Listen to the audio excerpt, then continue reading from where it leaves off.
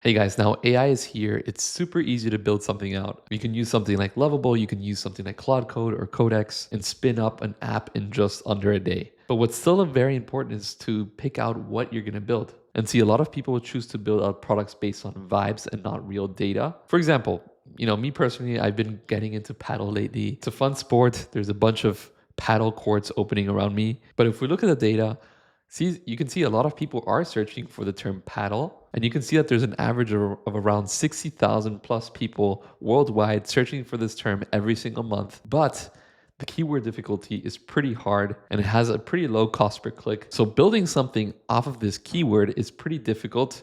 It'll be really hard to kind of compete with your competitors. But if we dive a little bit deeper, like for example, how do I get started playing paddle? Sure, we don't have such a large traffic every single month, but it is very easy to rank for this keyword and it has a higher cost per click. So in today's video, I'm going to be showing you a very interesting MCP that you can install inside of Claude Code or inside of Codex, where you can search for keywords that have a higher search volume, that have a very easy keyword difficulty, and have a cost per click that is pretty high, and thus finding an idea or a group of keywords that you can basically build off of. And so that this overall traffic can eventually lead down the funnel and lead users to buy your product. But anyways, guys, before we dive into today's video, I'd love to invite you all to my free Discord community, the Creator Network. We get together there every single weekday and talk about different tools and topics. So if you guys are interested in joining, link is down below. Now, first thing that I want to mention is that most of the stuff that you're kind of hearing today is based off of the context of this course that I took from this person, Danny Postma. I'm pretty much a big fan of the products that he's built. This is one of them, Headshot Pro, where you can basically create headshots. You drop in an image of your real face, and then it creates like a nice professional image for your website, for LinkedIn, and so on and so forth. And he basically built out this business based on this system. And so it all starts with these three different criteria. So we have low keyword difficulty, we have high cost per click, we have search volume. And for example, for the low keyword difficulty, we would want it to be less than 20% out of 100. So for example, if we go back to Semrush and we look at this, how do I get started playing paddle? This one has a 13% difficulty, which is perfect, right? And for the high cost per click, we would want something above the $1 range, I would say. And again, going back to Semrush, this one has, for example, $2.25, which is great because if we see the meaning of this cost per click, it is average price in money advertisers pay for a user's click on an ad triggered by an analyzed keyword. So for example, if there's 100 clicks, then there's $225. And then for the search volume, we want something to be at least 100 per month.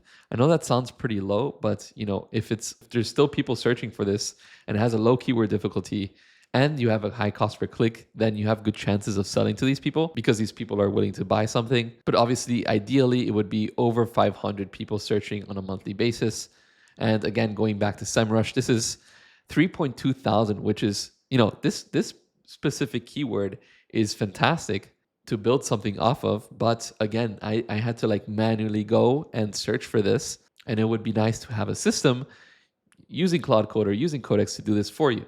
Now, that's why I use this Semrush MCP. Actually, I use the Semrush plugin inside of Codex. And by the way, access to this Semrush MCP is available in all of these Semrush One pricing plans, even if you get that free trial. So there's no separate setup or add-ons required. So you have all of your Semrush SEO data and AI workflows in one place. And so if you go into the plugins page inside of Codex, you get all of these different views or all of these different plugins, right?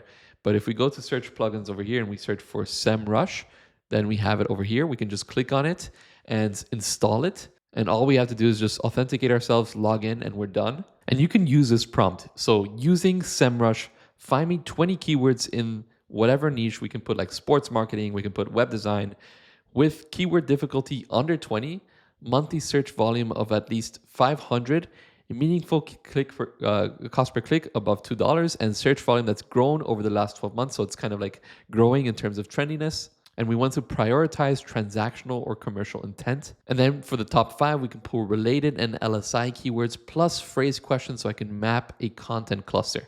And so what does that content cluster mean, right? So let's say that we find different keywords and we find these 5 first keywords, we want to make content out of these. So all of these different keywords are going to have multiple pages, like blog pages, that you can just basically rank for these keywords, and you can upload to your website, and all of these blog pages basically take you to one final place, which would be eventually like, it can be like a free tool to start that eventually leads to a paid tool, or some can just take you directly to the paid tool. But this, my good friends, is like basically the funnel, right? This would be step 1, which is up here. This would be the next layer, and then this would be obviously the final layer of the funnel. So for a niche, I'm just gonna go ahead and write something interesting. So we can, for example, write in the AI niche. And when you're doing this, I would obviously go for other types of niches as well, just to try out things that you're interested in. Can be soccer, can be fishing, can be, I don't know, photography. And so for this first one, we get a few different keywords. So 20 keyword opportunities, generative AI development services, AI agent development services. So these are more for like service agencies. AI for legal research. That's pretty interesting. We have AI photo booth. So for example, with an AI photo booth, you can like create like a website where people can take pictures with friends and eventually, have some cool like AI filters over them. And so for example, I can take this keyword and we can go back here to Semrush and I can check this keyword. You can see that it has a pretty easy keyword difficulty. It has 2,000 global search, and US is like the primary market, which is also a very important factor when it comes to that criteria. High cost per click. And if we scroll down here, we can see the different websites that are already ranked for this. So snapbar.com/AI photo booth, we can click on this link and we basically get this, which is, I would say it looks kind of like an AI generated website, maybe not. Okay, it's built with Webflow, but still the website isn't so impressive in terms of design. And it says book a demo, so there's no real like call to action where you can get started right away. So this, guys, might actually be a really good use case that we can get started with. So I'm just gonna write, let's do AI photo booth. And then Codex basically tells us, yes, I'd angle this as AI photo booth for events with the first monetizable wedge around rentals and leads, then a lightweight software product behind the content. So AI photo booth rental, AI photo booth for events, AI photo booth software. And so we have our AI photo booth keyword, and we want to, eventually do a type of freemium product where we have a free photo generator that, someone can take a picture, you get one nice picture from our tool. But if you want to maybe, switch this filter with another one, right? If you want to have the opportunity to basically see your picture, in another type of style, then you obviously have to pay for this, right? But in order to get for people to discover this tool, we want to, this would be like the main keyword, but we want to create like this branch of other keywords based off of this main keyword that'll eventually like lead a bunch of people every single month to our free tool. And so we have different types of keywords. We have like theme idea posts, so graduation, creative photo booth ideas. We have Christmas, we have Halloween, we have ones for weddings, corporate events. So for example, like party photo booth ideas. If we take this back over here and we search for this keyword, again, very easy difficulty, 500 plus, cost per click around 76 cents, which is not that bad, but that can be like the first topic. And so in this blog post, right, this would be party photo booth ideas. We can have like that as the main title, and then we have idea number 1, idea number 2, and so on and so forth. And then eventually over here, we would be like, all right, you want to generate these party ideas, come here and you can do that. So I'm just gonna say, let's start with this keyword. I want to create a blog post showing 10 different party photo booth ideas. There should be a cover image, and I wanna use this Higgsfield MCP. I made a video about them last week. It's very easy to set this up, and you can create like a consistent character and kind of generate images based on that consistent character. And that's exactly what I want to do, because I want to show one character, and this one character have, her own different party photo booth images for each chapter of the blog post. And if we open this blog post, as you can see, we have party planning guide, 10 party photo booth ideas. We have this girl and this party over here. And we can see it's the same girl, disco shimmer wall.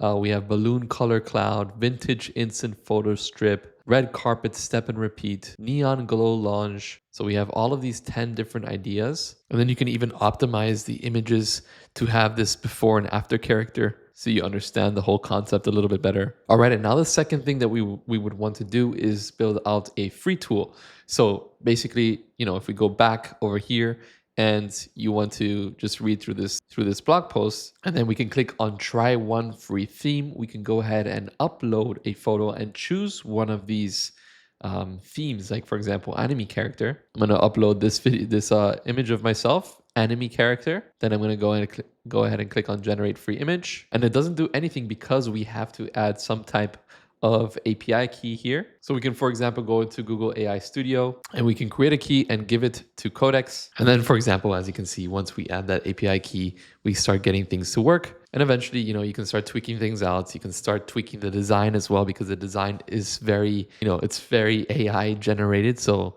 I have a bunch of videos that you can check out. I'll link them down below to help you kind of improve your design here. There are different skills that you can basically add to Codex, and it'll improve the overall layout and design, look and feel. And now what you want to do here for a paid version is that you want to make it possible for the user to upload their image like they do up here, choose the category, see the results, but then see the different other results that they get based off of the same category. But now these are all kind of blurred out, so they can't really see the result very well. They can't save the image, they can't take a screenshot. And there's a paywall over here where they can basically purchase to pay, or purchase to view all of the rest of the images. And obviously to do that, you would need some type of Stripe integration. You can basically give Codex the publishable and secret key. And then eventually, you get your wedding image, you get the blurred images over here, and you can unlock full pack. And that can then take you to a Stripe checkout page. Now, once you're done with that initial version, once you're done with the first version that you want to kind of post to the web, you can use the Vercel plugin, and then you can write something like push our site. And then we can say something like push our site to a custom, or in this case, a preview domain using, and then we just want to put plus plugins Vercel, click on enter. And then eventually we get our preview URL, which we can open up, and we can see our preview URL over here. Obviously the design isn't so nice because we didn't really put so much work into it. But for example, this is another website that I built using the same strategy. It's called Intake Stack. And basically this is like the blog post. We have a free intake form generator, and this is more for like legal tech and helping lawyers with client management with this AI tool. And then I eventually started, working on the homepage, getting some of these designs looking nicer over here on the right side, where you can basically like show a visualization of how the product works. And you can also use AI to kind of brainstorm on the UI of the design. So I got it to do that. It gave me like the icons, the hero section concept, different banners for different sections, the logo. But yeah, guys, that's pretty much everything. If you have any comments or questions, please let me know down below. And like always, guys, thank you all so much for watching. Hope to see you next time. Goodbye.